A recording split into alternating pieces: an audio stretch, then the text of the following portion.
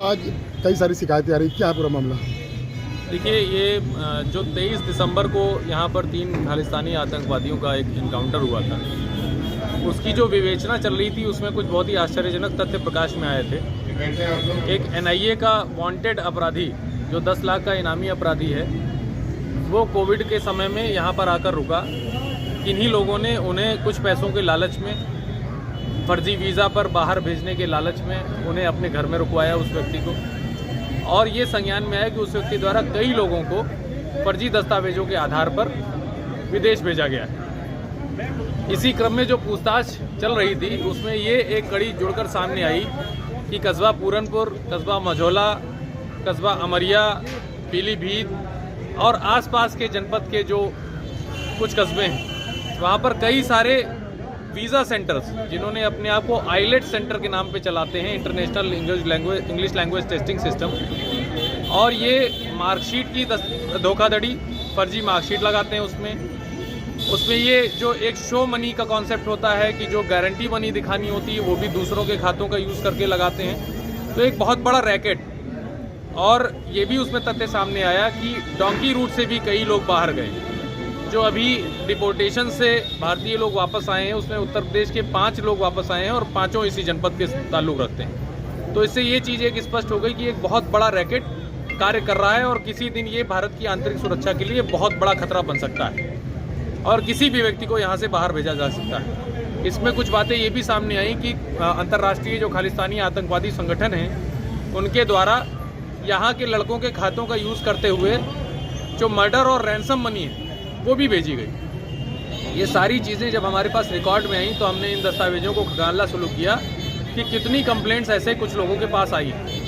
इसी क्रम में 20 के लगभग मुकदमे लिखे जा चुके हैं। 12 लोगों को एक फर्जी मार्कशीट के गैंग का भंडाफोड़ किया गया है, फर्जी वीज़ा के गैंग का भंडाफोड़ किया गया है, डंकी रूट का जो कबूतरबाजी होती है, जो ये यहाँ से जो ईजी वीज़ा कंट्रीज़ हैं उनमें भेज देते हैं, फिर उसके माध्यम से भेजते हुए US बॉर्डर पर वहाँ पर ये क्लेम करते हैं, झूठा क्लेम करते हैं कि भारत देश में उनको खतरा है, जबकि ऐसे कोई खतरे वाली बात नहीं होती। बिल्कुल झूठा क्लेम करके उन फॉरेन कंट्रीज़ को धता बताते हुए उनके वहाँ एसाइलम प्राप्त करते हैं। तो ऐसे कई गैंग्स का भंडाफोड़ किया गया है।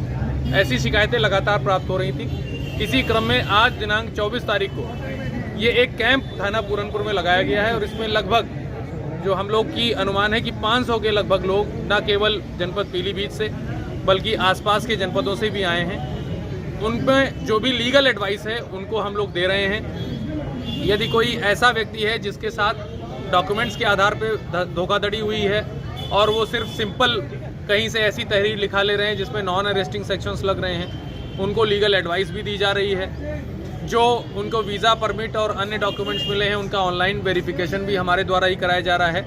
एक वन स्टॉप सोल्यूशन के तहत हमारे जो राजस्व के अधिकारी हैं, SDM साहब, तहसीलदार साहब, जो सब रजिस्ट्रार हैं, उनको भी बुलाया गया है कि ऐसे जो धोखाधड़ी करने वाले लोग हैं उनकी प्रॉपर्टी के डॉक्यूमेंट्स भी हम लोग पता करा रहे हैं। और इसमें आज जो हमारी उम्मीद है कि 100 से अधिक FIR और 100 से अधिक एप्लीकेशन की जांच हम लोगों को प्राप्त होगी।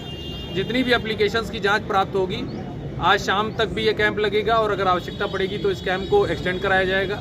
मैं आप लोगों के माध्यम से ये अपील करना चाहता हूँ कि कृपया छोटे छोटे लालच में पड़कर किसी को भी किसी फर्जी एजेंट के माध्यम से बाहर न भेजें।